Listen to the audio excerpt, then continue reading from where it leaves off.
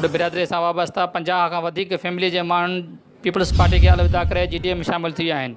ॻोठ कसी अंगोरा जे रहवासियुनि ओड बिरादरी जे माण्हुनि राजड़ हाउस खिपरो ते पहुची GDA में शमूलियत जो ऐलान कयो। इन मौक़े ते GDA उम्मीदवार काज़ी शमस सिंह राजड़ पारां हर मुमकिन मदद जी ख़ातिरी कराई वई। काज़ी शमस सिंह राजड़ चयो त पीपल्स पार्टी वारा सवाइ कूड़नि दिलासनि खां सवाइ अवाम खे कुझु नाहे ॾिनो, जंहिंजे करे अवाम इंतिहाई मायूस आहे, पर GDA उन्हनि जी हर मुमकिन मदद कंदी।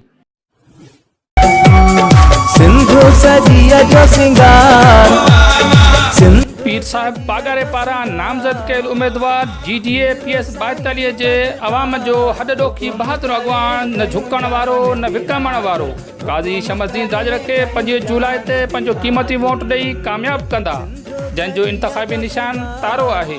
काज़ी शमसुद्दीन राजड़ जी कामयाबी तव्हां सभिनी जी कामयाबी आहे। पारां हाजी रहीम बख्श राजड़, अॻवान पाकिस्तान मुस्लिम लीग फंक्शनल तहलको खिपरो। नौजवान क़यादत तइलीम याफ़्ता PS 72 जे आज़ाद उम्मीदवार महमद अली पोहड़ खे पंहिंजो क़ीमती वोट ॾेई कामयाबु कंदा। हिकु हारी जे पुट जी कामयाबी तव्हां मज़लूम माण्हुनि जी कामयाबी आहे। इन सां ग़रीब माण्हुनि जा मसइला असेंबली जे ऐवान में आसानी सां हल थींदा, जंहिंजो इंतख़ाबी निशान गुमलो आहे। पारां नदीम रज़ा जट ऐं खिपरो जी बाशऊर अवाम।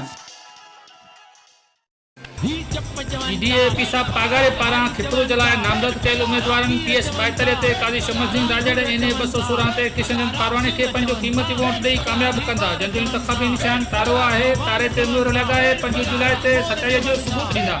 पारां मोहम्मद काइम राजड़ ऐं बारोचो राजड़, अॻवान पाकिस्तान मुस्लिम लीग फंक्शनल तहलको खिपरो।